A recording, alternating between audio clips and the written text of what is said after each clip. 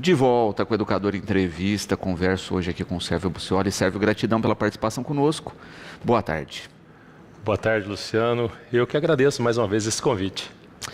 Sérvio, a gente sempre, né, nesse período aí, chega verão, a pessoa começa a procurar, né, volta a atividades físicas, quem não estava fazendo, quem já pratica às vezes dá até uma intensificada, não é?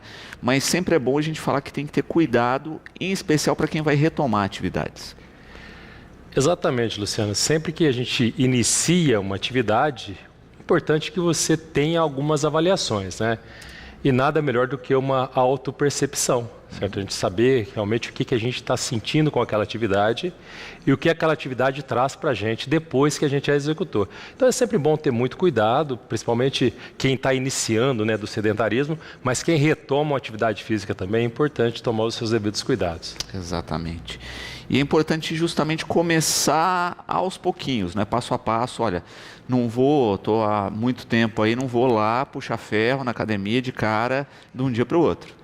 O pessoal é muito imediatista, né? Às vezes a gente passa muitos meses, né, sem praticar atividade física e de repente que é o resultado aí em dias ou até, certo, de maneira que eu vou ter um aniversário, um casamento, tá aproximando aí o final do ano, então eu tenho que ter resultado, sem fazer uma programação prévia. É como realmente construir uma casa sem um bom alicerce. Então é importante que tenha uma programação, né, que a gente não pense só aí nos eventos ou nas datas que são mais comemorativas ou onde você tem que expor seu corpo, para que aí sim a atividade física seja consistente e saudável, porque outra coisa que pode acontecer é o exercício ser excessivo e se tornar até prejudicial. Muito bom. Quando você fala, né, da pessoa fazer essa autoobservação, etc., é justamente entender ali, olha, fiz uma pequena atividade, doeu, não doeu, consegui com tranquilidade ou não, é isso? Luciano, as pessoas às vezes pautam só pela dor, né? Pela dor muscular, que é aquela mialgia. É um marcador, certo? Mas não o único marcador. E também não é porque não doeu, né, que não teve algum resultado. Nós temos muitos resultados. Os resultados, por exemplo, cardiorrespiratórios. Eu entender se aquela atividade física não está trazendo também para mim uma sobrecarga cardíaca, por exemplo.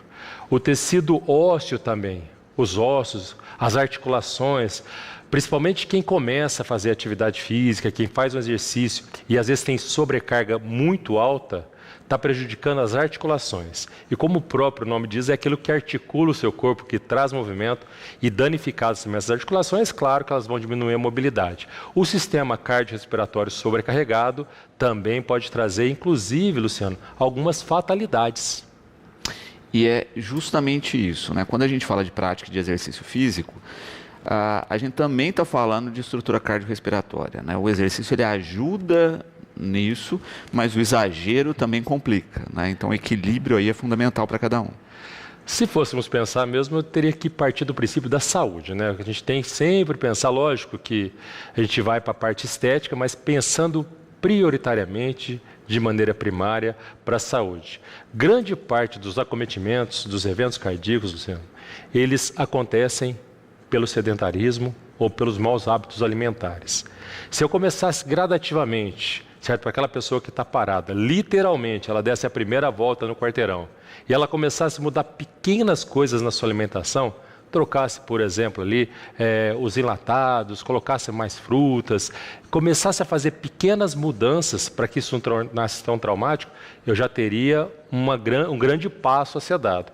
O que acontece é justamente aquilo que a gente sempre comenta, né? Eu chego o primeiro dia, me matriculo em uma academia ou saio para caminhar e acho que tudo vai acontecer naquele dia.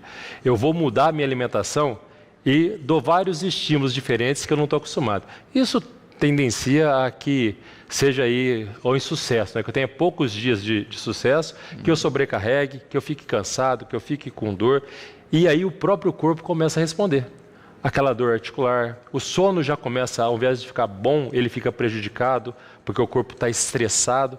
Então, sempre importante existir essa programação, certo? Uma programação que seja de médio a longo prazo, para que eu não traga esses eventos que são aí prejudiciais para a saúde. Giovana, parabenizando aí pelo trabalho e perguntando, né? A gente estava falando dessa questão do iniciar, né, a atividade, e ela pergunta, né? Caminhada é de fato uma boa perspectiva para quem está recomeçando? A caminhada, né, Luciano, como o nosso, vamos dizer assim, o nosso gesto mais normal, né, é um ótimo exercício, Giovana, parabéns aí pela pergunta. E tá aí, uma atividade que tem um grande potencial, tá? A caminhada hoje, ela é inclusive recomendada pela Organização Mundial de Saúde como um dos exercícios a serem realizados aí com uma frequência, porque é um exercício natural, né, um exercício que vai da própria biomecânica humana, que é de caminhar, de deambular, e a caminhada, para quem está iniciando, é um ótimo exercício, até porque você tem os seus mensuradores, né? Se a gente está caminhando muito rápido, a gente começa a ficar muito ofegante, então é um bom exercício aí para quem está iniciando. Uhum.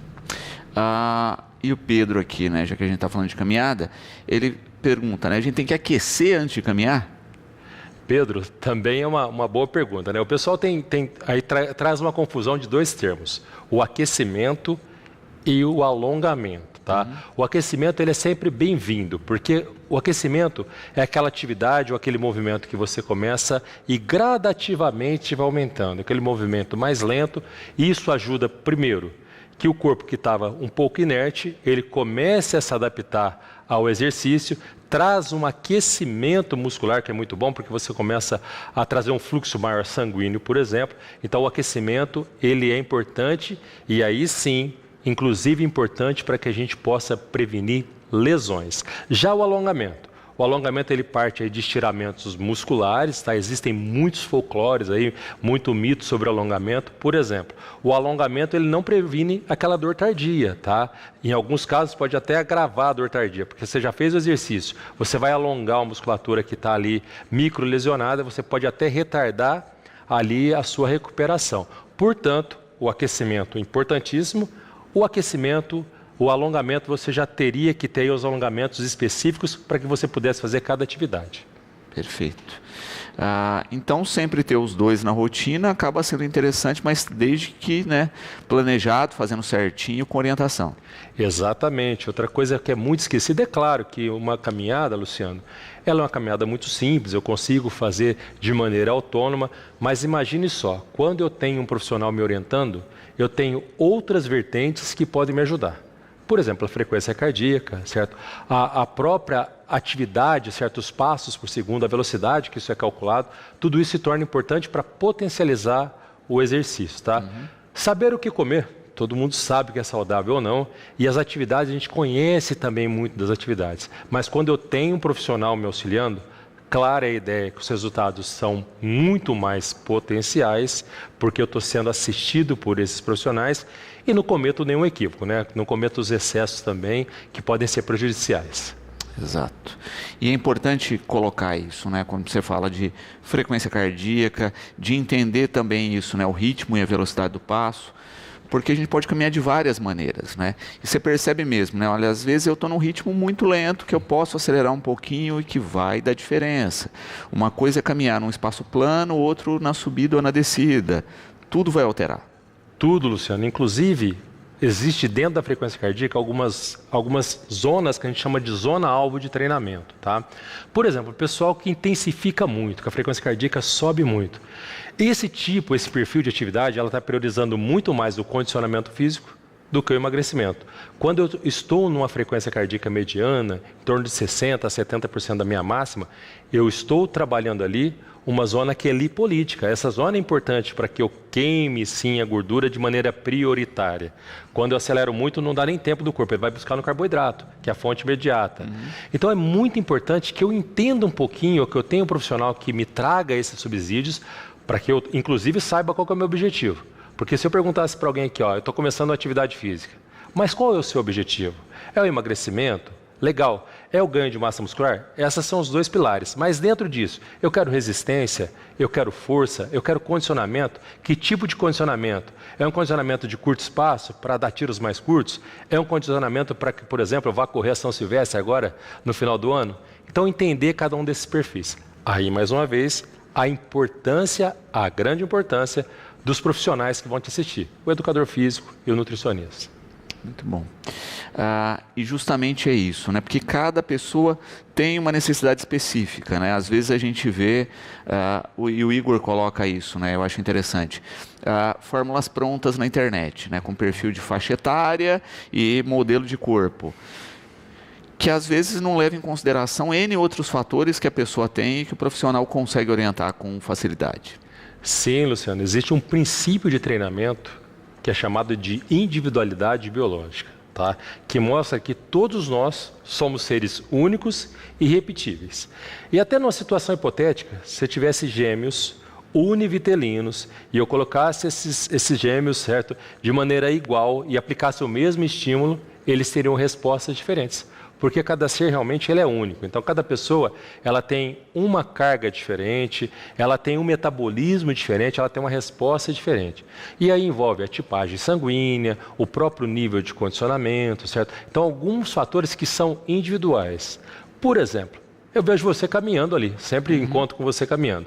Se eu for caminhar no mesmo ritmo que você, pode ser que esse ritmo para mim seja muito acelerado, ou pode ser que seja um ritmo muito leve. Depende do meu condicionamento prévio e daquilo que eu tenho na minha estrutura. Então é muito importante que os exercícios, claro, que eu vou trazer ali o meu amigo para caminhar, mas que eu entenda que em cada um, esse exercício vai ter um efeito diferente. Vamos falar um pouquinho agora de alimentação, que é a pergunta do Caio, né? Final de ano, muita tentação alimentar, né, Sérgio? Como resistir ou ter equilíbrio nesse período? Porque também é uma coisa que a gente vê, né? O pessoal exagera no final do ano, depois vem com restrição e com excesso de exercício. Caio, ótimo apontamento também, né? Que agora a gente tem várias tentações realmente, né? Talvez seja a oportunidade de ir lá na casa da avó, comer aquela maionese que eu já não comi há algum tempo, certo? As festividades já de final de ano, elas já são quase que um sinônimo, né? Ceia, já tem os nomes ali bem clássicos, né, das alimentações. Muito importante, certo, que você mantenha essa regularidade, mas claro, que também compartilhe esses momentos, né, que a gente não tenha as restrições, que tenha um bom senso em cada alimentação. E olha, Luciano, que a gente tenha um consumo maior de boas coisas nesse final do ano. Por exemplo, frutas, castanhas, são muito saudáveis, só que, vamos dizer assim, o que pega realmente são os excessos. Que aí eu não consigo, né? Eu não consigo ali, eu estou saciado, mas quero dar aquela beliscadinha naquele doce ou naquela carne que acabou de sair. Então é muito importante manter o bom senso na alimentação e, claro, saborear de tudo, mas não tudo o tempo todo. Exato. E é um período também que a gente fala do equilíbrio, né? No sentido de, quando você pensa a alimentação de final de ano, olha, tem lá uma carninha de porco, etc., né? Mas também tem frutas, né? Então, equilibrar o que tem lá, né? Não deixa a fruta só para decoração, né? Traz para o prato. Né? Isso, Luciano. O pessoal às vezes tem aquela mesa linda, né? Com várias frutas e a fruta sobra por ali, né? Você vê no final ali a fruta continua intacta. Então, manter sim esse equilíbrio, né? Tomar um grande cuidado aí, principalmente com as bebidas, né, Luciano? A gente tem um consumo maior também aí do etilismo, né, das bebidas alcoólicas, que também trazem, obviamente, seus prejuízos, mas quanto no que tange a alimentação, também não é tão difícil, porque eu vou ter as frutas, como eu disse, vou ter as castanhas, vou ter a alimentação ali que está equilibrada, se eu quiser, tá? E quando fala-se de alimentação equilibrada, é aquela alimentação, certo? Às vezes tem um ditado, Luciano, que diz o seguinte: você é o que você come, né? Mas se a gente for pensar estritamente, na verdade você é o que você consegue digerir, né? Para que não tenha, por exemplo, aquele mal-estar, aqueles maus causados pela digestão e depois esses acometimentos aí que realmente acaba estragando a festa no outro dia, né? Exatamente, né? Então dá para levar com equilíbrio aí, com qualidade, não é? E mantendo também o seu perfil. Danila coloca também uma questão interessante, que é muito isso, né? Às vezes a pessoa leva uma alimentação com um perfil muito fechado também, né? Olha, certo que eu tenho que comer proteína, etc e tal, mas não tem que ser uma única proteína, né? Era a época que a gente lembrava das marmitinhas do frango e a batata doce, né? E que não saía disso. Muitas vezes o sujeito desiste desse padrão alimentar justamente porque se limita. Luciano, nós temos aí, realmente a nutrição ela tem tido uma tendência ao exclusivismo, certo? Ao que eu como só esse tipo de proteína, só esse tipo de alimento, e também a tirar, né, alguns alimentos ou a restrição. Os dois caminhos são caminhos extremos que não são bons, tá? Se eu fizer só um tipo, agora eu vou tirar totalmente o meu carboidrato, vou comer só proteína, vou tirar totalmente a proteína, comer só um tipo de carboidrato e restringir também. O importante é justamente que eu tenha variações, tá? Lembrando que não só as carnes possuem as proteínas, tem proteínas aí nos laticínios e tudo mais, e variar, né? Os grãos também trazem aí o seu índice proteico. Fazer uma variação importante, que são os diferentes tipos de proteína. Por exemplo, Luciano, eu tenho proteínas de absorção mais lenta, essas proteínas vão vão te sustentar por mais tempo, e proteínas de absorção mais rápidas. O famoso whey que o pessoal toma lá na academia, né? É uma proteína de absorção bem rápida. Então você acaba de fazer o exercício e você já tem a absorção dessa proteína. Eu tenho a albumina, por exemplo, certo? Que é a proteína do ovo lá, e ela tem uma absorção mais lenta. Então, os tipos de proteínas são importantes. Os dois são importantes. Um, para que eu tenha já imediatamente os meus índices, né? A minha síntese proteica já comece a se equilibrar. E outro que me sustente por mais tempo e eu dê tempo para o meu corpo se recuperar junto com outros nutrientes. Outra crítica muito grande, Luciano, é que nós agora dividimos a alimentação basicamente, né, em carboidratos e proteínas, carboidratos e proteínas. Lembrar que os alimentos eles têm nomes, tá? Carne, leite, frutas têm seus nomes, e a gente só fica assim, eu não vou comer o carboidrato e nem a proteína. Dá nome para isso, né? O macarrão é um carboidrato, mas ele chama macarrão, o arroz, né? E a gente fica aí nessas limitações, que está muito ligado também às informações incorretas, né? A má informação que você absorve às vezes. Exatamente, não é? E de fato, né? Olha, a gente fala frutas, não é? Mas fruta não é tudo igual, não é? Quando você pensa no teor de gordura de um abacate, por exemplo, não é diferente de uma maçã, né? Isso, e as frutas têm índices glicêmicos também. Tem aquelas frutas que elas também vão fazer com que a glicemia aumente mais rapidamente, tá? No caso que eu tenho que gerar energia, isso é muito bem-vindo. E aquelas frutas que elas têm um índice glicêmico um pouquinho mais lento, tá? Por exemplo, se eu for pegar uma pera, por exemplo, ela tem um índice glicêmico diferente de uma melancia, que vai trazer um índice glicêmico muito mais rápido. Então, mesmo dentro das frutas, todas muito saudáveis, algumas com índice maior de fibra, a gente fala muito pouco em fibra, e realmente é uma base da alimentação. Outras um pouquinho mais pobre em fibras, mas frutas, algumas com mais vitaminas, outras com menos vitaminas, por isso que é bom a variedade, assim como nas proteínas. Exatamente, né? A gente já fazia isso quando seguia a questão das frutas da estação, etc. Hoje que não tem mais estação na produção disso, a gente tem acesso a todas, talvez tenha que voltar a repensar isso, né? Ter um cardápio mais variado.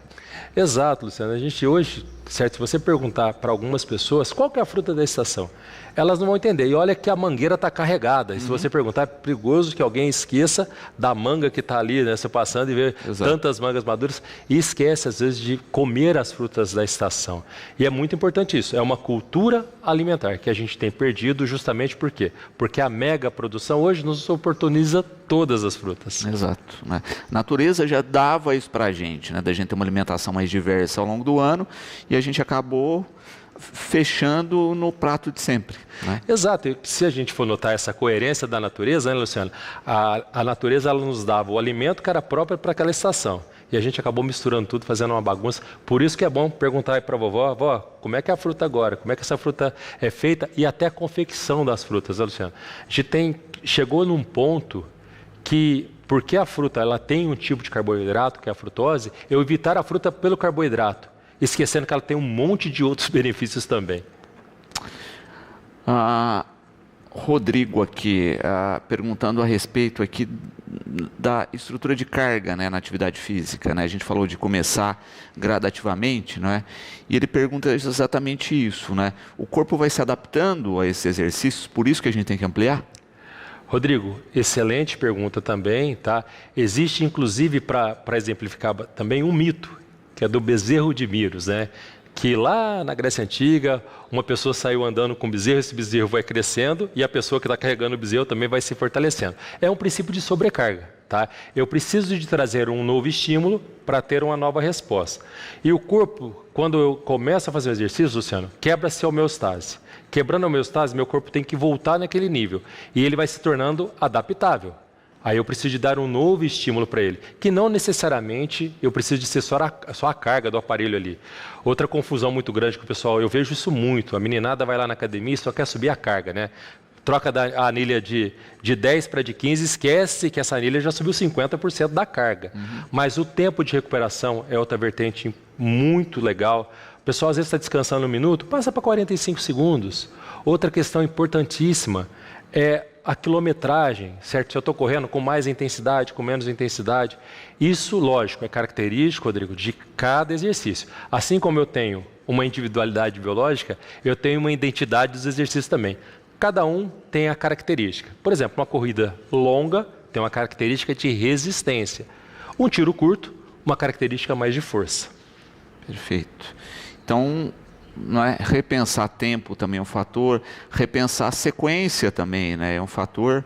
E a Aline coloca aqui também uma outra questão, né? Na questão cardiorrespiratória, né, funciona da mesma maneira? Eu tenho que aumentar ritmo, etc., como quando eu penso aí para a questão muscular? Isso, também funciona da mesma forma. Aliás, uma é consequência da outra. Não existe uma coisa muito fatiada, viu, Aline? Às vezes eu tenho assim, eu penso, eu estou ali, entrei na academia e quero emagrecer, eu quero fazer uma hipertrofia. Eu preciso de todo o sistema cardiorrespiratório, preciso de ter uma boa hidratação, um bom sono, certo? Que é aquela tríade que a gente sempre fala, né, Luciano? Eu ter bom exercício, boa alimentação, mas também bom sono. Porque muitas vezes, isso é notável, a pessoa tem uma qualidade de exercício muito boa, tem uma alimentação regular, legal, mas sacrifica-se no sono, certo? Se perde, às vezes dorme 4, 5 horas, é lógico que o sono também é muito particular, mas um mensurador muito bom, se a qualidade do meu sono é boa, é se eu acordo descansado. Porque às vezes, eu dormi 8 horas, mas a qualidade do meu sono é tão precária que depois de 8 horas eu acordo cansado. Júlio aqui, né, parabenizando pelas colocações e colocando, não é, o tal do pré-treino e pós-treino, né? O que comer antes e depois de se exercitar? Júlio, excelente questão também, tá? E aí, o que nós vamos colocar para fazer, por exemplo, o que eu preciso para fazer uma atividade de energia, tá? E assim eu vou fazer uma classificação que são os carboidratos. Eu vou fazer uma alimentação que ela seja mais potencialmente rica em carboidratos. Eu preciso de fazer exclusivamente carboidratos? Não, eu posso fazer uma alimentação que eu tenha um pão, né, por exemplo, não vou citar especificamente, porque isso tem uma longa lista para que vocês não comam só isso, mas, por exemplo, eu tenho um pão ali e vou colocar um ovo nesse pão, um ovinho mexido ali. Tem um alimento com uma característica mais proteica e outro de maior carboidrato. Excelente. No pós-treino, aí é importante que eu incremente, né, que eu aumente o meu consumo de proteínas. Por que disso, Júlio? Porque o carboidrato ele tem uma característica energética e a proteína ela tem uma característica reconstrutora de tecidos. Então é importante que eu enquadre aí, que eu faça uma alimentação de pré-treino mais energética e uma alimentação mais reconstrutora depois da minha atividade física. Perfeito. Né? Colocar combustível e depois fazer o reparo no carro. Exato. Então tem que ter essa visão sempre. Isso vale para qualquer atividade, né? Da caminhada à academia.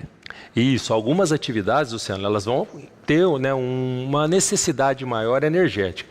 Aquelas atividades na qual eu preciso, né, de dispor de mais energia potencial, uma alimentação com um pouquinho mais de carboidrato, mas sempre, certo, com essa representação das proteínas depois, tá? E também as vitaminas, eu tenho aí vitaminas que são importantes.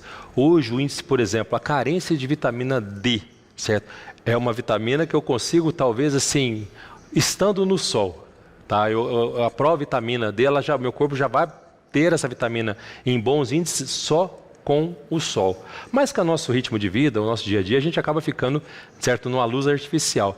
Hoje existem grandes carências. Vitamina B12, uma vitamina importantíssima, aí, inclusive para a memória, para a sociabilização, para o poder cognitivo. Nós temos perdido também essas vitaminas, por quê? Porque hoje a alimentação se torna bem mais artificializada, eu tenho buscado, às vezes, os alimentos mais industrializados, e o caminho legal é o caminho inverso, para que eu possa fazer uma alimentação que ela seja o mais natural possível. Perfeito. E é isso, né? Você vai aumentar a quantidade, etc., dependendo da sua condição e do tipo de exercício. Sim, Luciano, e é muito importante, o pessoal às vezes, quando você fala assim, ó, o pessoal parece que tem ficado com vergonha de sentir fome, né? A fome é um mensurador fisiológico do que eu preciso me alimentar. A grande questão está no seguinte, ó, entre aquela sensação, meu corpo dá o estímulo, ó, você precisa estar com fome, e a sensação de saciedade demora um tempo. Então, até o ritmo com que a gente se alimenta hoje, ele é importante. Se eu faço ou tenho uma mastigação melhor, me alimento com um tempo maior, dá tempo do meu corpo liberar um primeiro hormônio, que é aquele hormônio que está pedindo, né, para que eu coma, e o da saciedade. O que tem acontecido é que às vezes eu como em 2 minutos, muito rápido, nem lembro do que eu comi, o importante é só matar aquela fome e nem importa muito o que está no meu prato, certo? Então isso, esse ritmo, certo? Esse exercício de fazer o contrário, eu sempre brinco que quem tem muita pressa acaba chegando primeiro lá no céu. Então, para a gente tomar um pouquinho de cuidado aí com o nosso ritmo do dia a dia também. Tá bom. E é interessante, não é, quando se pensa aí na rotina de cada um, mas na variedade que a gente pode colocar aí nesse prato e também na prática dos exercícios, não é? Olha, eu pergunto aqui, aproveito aqui a pergunta da Juliana. Olha, choveu, não consigo caminhar, posso fazer exercício em casa? Ô, Juliana, excelente também. Claro, o próprio movimento de eu sentar e levantar em uma poltrona, eu já estou fazendo um tipo de agachamento, né? Eu tenho exercícios, por exemplo, que eu posso pegar pequenos pezinhos e fazer elevação lateral, certo? Eu conhecendo, aí a importância de eu ter um profissional me assistindo, né? Porque até para ter essa consultoria, para você entender os movimentos. Então eu tenho um movimento, por exemplo, de fazer uma elevação. Estou trabalhando lá meu ombro, se eu sento, levanto. Estou trabalhando membros inferiores, então existe muita coisa que eu consigo fazer. Tá? O próprio fato de eu estar me movimentando, eu já estou trazendo aí grandes benefícios. O que não pode, Juliana, é ficar parado, porque a água parada acaba dando dengue, né, Luciano? Exatamente. Né? Então a prática, e também aqui, né, aproveitando uma pergunta aqui da Eleusa, no seguinte sentido, olha, quem tem algum probleminha no joelho ou etc., né, pode fazer atividade física? Eleusa, boa pergunta também, para eu falar de um outro profissional, que é o fisioterapeuta, e do médico, né? O ideal seria, Luciano, que a gente conseguisse trabalhar com equipes multidisciplinares, tá? Pegando o caso da Eleusa. Essa dor no joelho pode não ser uma questão muito grave, certo? Pode ser uma questão, às vezes, de um encurtamento muscular, que às vezes até um alongamento ela consegue resolver, mas pode ser um desgaste articular. Então é importante, Eleusa, que eu saiba primeiro qual que é o motivo dessa dor. Tá? E a partir dali, aquele tipo de exercício é indicado. Acabei de falar do agachamento. O agachamento, Luciano, é um dos exercícios mais completos que existe. Tá?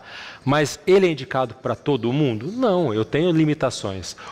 A amplitude de movimento do agachamento pode ser executada por todas as pessoas da mesma forma? Não. Então é importante que eu conheça primeiro o motivo dessa dor ou dessa lesão e a partir dali eu faça uma reabilitação. E claro que aí sim, o profissional de educação física, em consonância com o fisioterapeuta, depois de ter sido investigado por um exame de imagem, por exemplo, de um médico, eu vou entender o que está acontecendo e a partir dali fazer a prescrição multidisciplinar. Muito bom.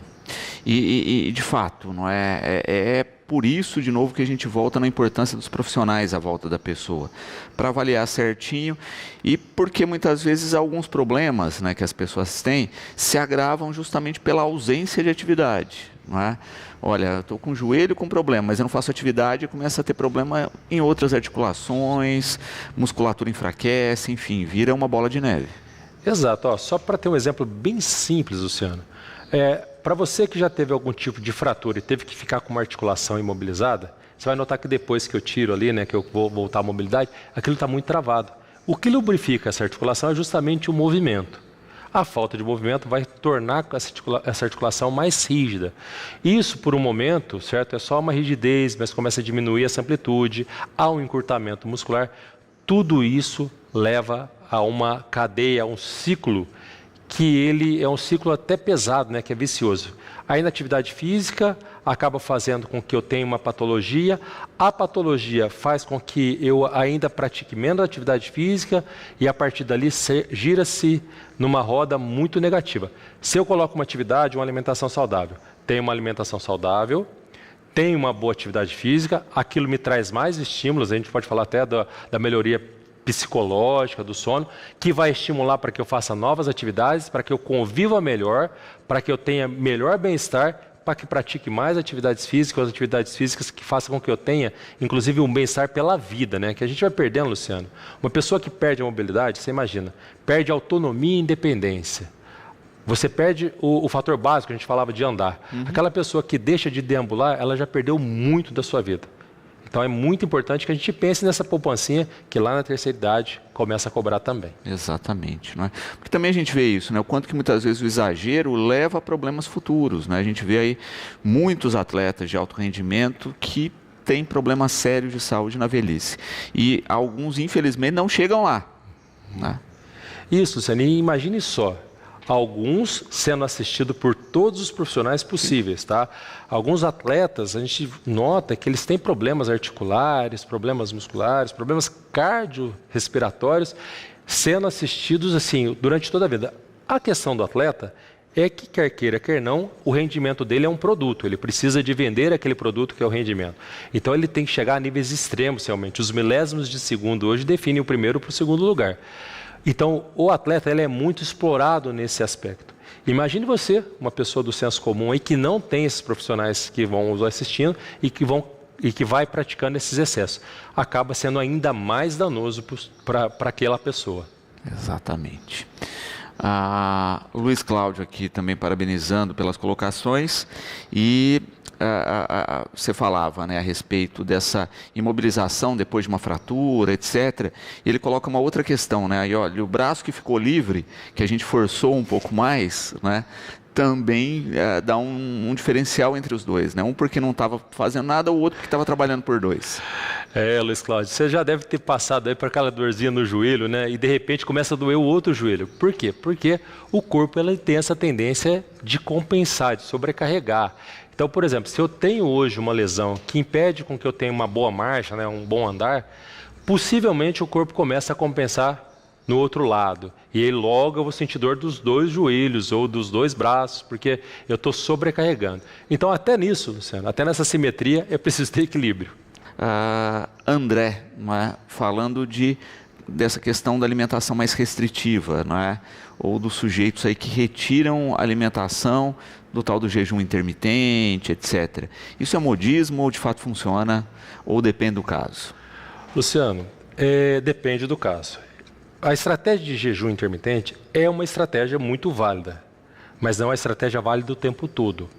Existem pessoas que o jejum vai dar muito certo e eu sempre, como profissional de nutrição, como nutricionista, eu penso no seguinte: se eu vou adotar essa estratégia, qual é o bem-estar do meu paciente? Alguns pacientes têm enxaquecas assim, já na primeira tentativa, esse jejum não vai trazer qualidade para ele. Outros pacientes conseguem passar pelos jejuns de maneira bem tranquila. Mas, seguindo, né, a rotina normal, o que é importante é a gente adequar em cada alimentação. Tá? Que eu não cometa também um grande exagero, por exemplo, chegou a hora da principal refeição ali e tal, eu cometo aquele grande exagero e depois passo o resto do dia sem comer. Tá? É importante, de novo, que a gente mantenha o equilíbrio. Mas o jejum é sim uma estratégia, a restrição ela já parte para um outro campo. Tá? A restrição vai fazer com que às vezes o corpo necessite ou fique privado de alguns nutrientes que são importantes para ele e no final desse processo até gere uma patologia, uma doença. Então muito cuidado, principalmente se o excesso é ruim, a restrição é tão ruim quanto, porque eu estou privando meu corpo e a melhor maneira de ganhar peso é você restringir. Porque depois o corpo não consegue fazer aquilo, ele começa ele mesmo a criar estratégias para acumular. Exatamente, né? Por isso que a gente vê muita gente no efeito sanfona, né? Tipo, faz regime restritivo, depois come de novo e fica no vai e vem. E isso no organismo é uma guerra.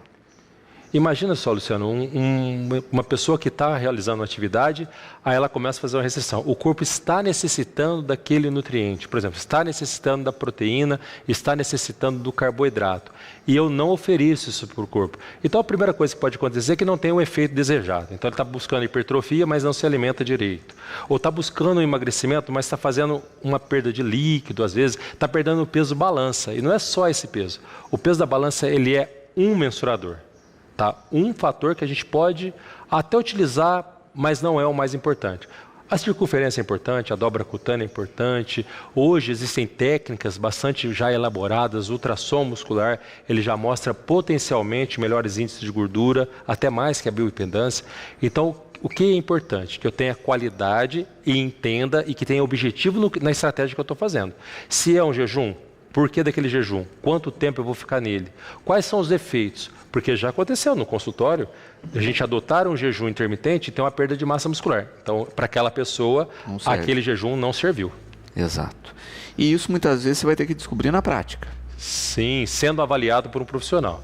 Nós temos processo de avaliação, só para citar esse exemplo, tá? O paciente chegou, realmente tinha uma estrutura muscular muito boa, quis reduzir um pouquinho o percentual e adotamos essa estratégia por 2 semanas, porque é importante também que o profissional, Luciano, ele controle, certo, essa estratégia. Então, por 2 semanas, na primeira semana teve uma perda, poderia ser uma adaptação do corpo, na segunda semana uma perda muscular maior. Então, para aquela pessoa, como está diminuindo massa, diminuiu na balança, mas o que ele estava perdendo, na verdade, era massa muscular e não gordura. Então, para essa pessoa foi muito prejudicial o jejum. Para outros pacientes, tá? O jejum é legal, porque começa a realmente perder gordura, começa a ter o benefício ou objetivo que ele buscou. Então é muito particularizado e sempre acompanhado, principalmente, acho que o jejum é uma bobeira às vezes, mas sempre acompanhado de um profissional e um profissional que te avalie, tá? Um profissional que traga, porque é onde que ele vai conseguir entender o que está acontecendo. Uhum. Falávamos aqui no intervalo, inclusive, a respeito de uma questão importante na prática do exercício físico, que é o cachorro, né? E a Laura coloca aqui, né, que o cachorro ajudou muito ela na recuperação, mas ela fala também como equilibrar o ritmo do cachorro com o seu. Laura, eu sofro também com essa vertente, viu? Nós temos lá o Body Collar, eu vou andar com o Fred lá, rapaz, se eu bobear, ele está mais condicionado do que eu. Então é importante, né, que a gente crie essa sintonia aí do cachorro com quem está andando ali, tá? Porque o cachorro muito lento também que vai ficar te travando, mas é importante que você saia com o animal, lógico, de maneira segura e vá adaptando. Também não vai aí, você que é maratonista, fazer o cachorro correr os 42 quilômetros, tá? Então é importante colocar também o seu cachorro, entenda o ritmo dele. Existem cachorros, por exemplo, no meu caso, um Body Collar, é um cachorro de pastoreio. Luciano, se eu começar a correr com ele, com certeza ele vai virar maratonista e eu não. Então é importante, tá, que você tenha até isso, que você entenda o ritmo do seu animal de estimação para que ele possa ser um companheiro de treino, um companheiro nesse caso. Exato. Porque é justamente isso, né? A energia do animal comparado com a sua. Então é ter um equilíbrio. Às vezes você vai fazer uma caminhadinha menor, devolver o cachorro para casa, porque o ritmo dele é menor, e continuar a sua, né? Às vezes você vai fazer no ritmo dele, ele ainda vai ter energia para fazer com mais 3, 4 pessoas da família. Mas olha só de você criar o compromisso de andar com o cachorro, você já deu o primeiro passo nessa aí. Se o seu cachorrinho aguenta andar ali 1 quilômetro, legal, vai lá, coloca ele lá de novo e continua na sua maratona. Se o seu cachorro é um cachorro que tem muita energia, lógico que ele vai precisar dos espaços, mas utilize também, respeite o seu espaço aí, solte o cachorro depois no seu quintal, tenha um espaço para que ele gaste essa energia também. Miguel, né, voltando na questão da alimentação e falando da questão dos suplementos, né? Suplemento é para todo mundo ou só para quem faz prática mais pesada? Miguel, legal também a sua pergunta, porque essa pergunta ela traz uma relatividade muito grande, tá? O suplemento, como o próprio nome diz, Miguel, ele vem para suplementar a alimentação. E aí onde que ele vai cair muito bem, Miguel, no caso do não atleta, vamos dizer assim, ou do não praticante? Naquele caso, por exemplo, de uma pessoa que não tem, Luciano, como fazer uma refeição, por exemplo, proteica no meio da tarde. Então, ela utilizar um suplemento proteico é interessante, porque é melhor do que ela não se alimentar de maneira proteica. Mas, claro, Miguel, que toda vez que você puder priorizar a alimentação, ela se torna mais importante. E não é porque foi fazer uma atividade física que obrigatoriamente tem que tomar o suplemento, viu? O suplemento entra quando a alimentação já não consegue mais suprir. Aquela pessoa que realmente precisa de trazer grandes incrementos ali, proteicos ou de carboidrato, para essa pessoa o suplemento é legal. E existem diversos suplementos também. Existe o pré-treino de suplemento, o suplemento proteico, o suplemento à base de carboidrato. Então, cada suplemento também tem o seu perfil. Para entender isso, Miguel, mais uma vez, parece que nós estamos sendo aqui redundantes, mas procurar o profissional habilitado para que você entenda a sua necessidade. Uhum. E é justamente interessante pensar nisso, né? O quanto se tem possibilidades aí de novo relacionadas a cada pessoa. Tem pessoa que tem que suplementar porque não consegue quebrar determinados alimentos, enfim, né? Cada um tem um padrão alimentar. Sim, Luciano, e aí também nós vamos falar das escolhas alimentares dos perfis, por exemplo. Existem pessoas que fazem, certo, as escolhas, por exemplo, o vegetariano, certo? Ele não vai ter um consumo lá das carnes, por exemplo. Então é importante que eu traga uma suplementação se necessária. Nesse caso eu também vou ter exames, certo? Avaliações que vão mostrar esses exames laboratoriais, se há essa necessidade. Se há necessidade, o suplemento adequado também. Porque, já voltando, certo, fazendo um ping-pong aí com a pergunta anterior do Miguel, às vezes eu estou tomando suplementos sem necessidade. Ou eu trago uma sobrecarga orgânica, ou eu estou realmente não utilizando e jogando meu dinheiro fora, porque aquele suplemento eu já tenho as necessidades pela alimentação. Então de fato, a avaliação, não é procurar um nutricionista, procurar um médico, fazer exames para ver aí como é que está esse organismo. Para entender, né? Quanto mais eu avaliar, mais estrutura eu vou ter para saber o que está acontecendo. Uma questão bastante interessante, Luciano, que a gente se preocupa muito na nutrição, são as pessoas que realmente, devido à atividade física, elas têm que aumentar o seu índice de proteína. Então nós sempre pedimos que essa pessoa tenha um acompanhamento médico, porque as questões da proteína, ela pode trazer sobrecargas renais, tá? Inclusive o corpo ele vai criando estratégias. Ele, vamos dizer assim, ele abre a redinha ali para que tenha uma proteinúria. Então a proteína ela entra menos fracionada, menos aproveitada porque está tendo uma sobrecarga. Então é importante, se você quer realmente fazer uma atividade, você vai aumentando o seu nível, é preciso ser pelo menos um pouco mais profissional. Ter outros profissionais que te acompanhem. Se vai aumentar um nível de alimentação, mesmo como profissional, Luciano, eu tenho essa preocupação de trazer sempre um médico, trazer ali outras pessoas nas quais eu possa me embasar e que eu possa seguir a minha prescrição. Ótimo.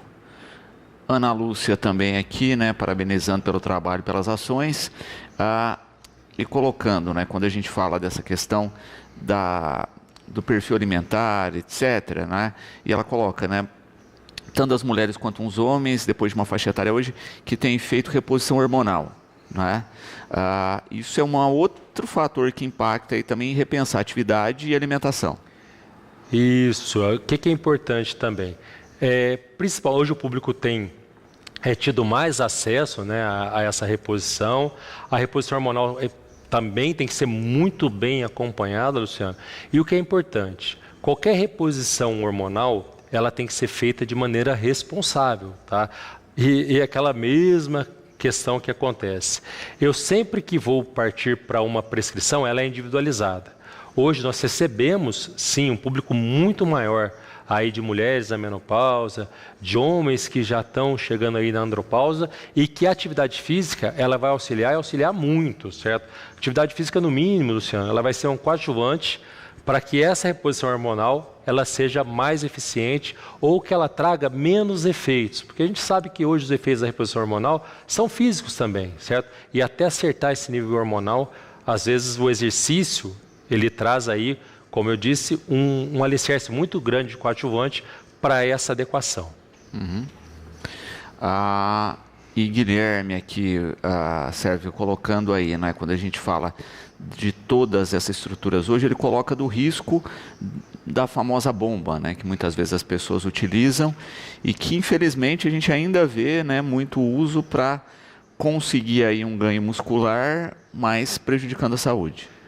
Excelente, Guilherme. E o que tem acontecido muito é o pessoal, né, hoje taxar o uso de esteroides anabolizantes como reposição hormonal, certo? Por isso que a pergunta anterior, ela vem muito a calhar com essa pergunta do Guilherme. Reposição é reposição mesmo, viu? O que está faltando, está repondo. Exatamente. O que acontece muito é que aquela pessoa, por exemplo, eu vou falar de um hormônio específico, a testosterona, ela tem níveis de testosterona compatíveis com aquela idade, está tudo certo com ela, e ela vai incrementar ou fazer o uso desse hormônio para poder ganhar mais força, para poder desenvolver melhor. Isso pode, com certeza, Luciano, vai trazer um risco muito grande, porque o corpo não necessita. Você está introduzindo no seu corpo um hormônio que ele não é necessário naquele momento. o corpo pode, inclusive, desenvolver algumas células que não são necessárias, não só as musculares. Isso é muito peculiar, lógico que é um assunto de grande discussão, daria aqui outros programas, até associado a médicos, que são os profissionais que são aí quem faz essa análise hormonal, certo? São os médicos, e não é o seu professor de educação física, tampouco o seu nutricionista que vai fazer essa análise. A análise, ela é feita pelo médico, a análise hormonal, o médico que é o profissional habilitado. Então, o profissional, fora dessa descrição, que faz essa indicação, o profissional está cometendo um erro ético, por exemplo. E ainda mais quando a gente fala de reposição hormonal. E nós temos excelentes profissionais hoje, inclusive aí profissionais que fazem boas prescrições embasados nos exames clínicos. Renata, né, desejando uma excelente semana para todos, a Renata Nunes, e pedindo dicas para a mulher mais 50 começar a cuidar da parte muscular. Ô, Renata, boa pergunta também. Mulher mais 50, certo? Cuidando aí da sua massa muscular, já é uma fase da vida, Renata, que tem a sarcopenia, né? Principalmente depois de toda aquela fase hormonal, é importante que você tenha aí um exercício regular. O que você gosta, Renata? Você gosta de caminhar? Vai para a rua. Gosta da academia? Legal, vai para a academia. Gosta de dançar? Vai procurar onde está esse ritmo. O importante é que você se movimente. Agora, lógico que tem ali um perfil de exercício, Renato. Para quem já está chegando, é importante que você cause estímulos, que você tenha uma sobrecarga, que você consiga movimentar e trazer uma carga muscular e também alguns exercícios que tragam impactos, Luciano. O pessoal tem uma vertente também, fala, a hidroginástica é importante. Sim, a hidroginástica é importante, apesar de não ter os grandes impactos, mas ela preserva ali, né, essa parte óssea. Mas se eu tenho, por exemplo, uma dança, se eu consigo associar com a caminhada, se eu vou para uma musculação, se eu faço uma atividade física, essa atividade física, ela já é importante aí para o pessoal mais 50. Muito bom. E é isso, né? Como você coloca, né? Cada um identificando aquilo que lhe agrada mais e colocando o corpo em movimento. Exato, Luciano. Eu li uma matéria hoje ainda de pessoas que têm descobrido nas lutas, nos esportes de lutas, né, uma vertente muito grande. Até especificamente falava do jiu-jitsu, né? A pessoa que passou muitos anos e tinha até um preconceito, né, da parte de lutas, agora está indo para os esportes de lutas. Pessoas que descobrem no pedalar do dia a dia e vão para a natureza. Então, descobrir qual que é o exercício que te traz maior bem-estar. E pode ter certeza que a partir dali você só tem essas regrinhas. Não exagerar, seguir uma regularidade no exercício, até porque quando se fala de exercício, a regularidade precede a intensidade, Luciano. É muito melhor que eu tenha uma regularidade de exercício do que, por exemplo, hoje, um dia da semana, começa a semana, eu vou lá, faço um monte de atividade física e passo o restante da semana sem me exercitar. Era melhor que eu dosasse essa atividade durante a semana e mantivesse aí uma regularidade. Sérgio, gratidão pela participação, fica sempre o convite aí, a gente espera, né, ter colaborado um pouquinho aí para as pessoas pensarem um pouco mais a sua qualidade de vida, alimentação, exercícios nesse final de ano. Luciano, eu que mais uma vez quero te agradecer aqui por esse espaço, tá? Por estar aí exercitando as ideias e alimentando os conhecimentos aí, para que a gente possa sempre mesmo aí, ter benefícios com alimentação, com exercício, e que eles não sejam mais um fator aí que vai trazer danos. Muito obrigado, eu que agradeço.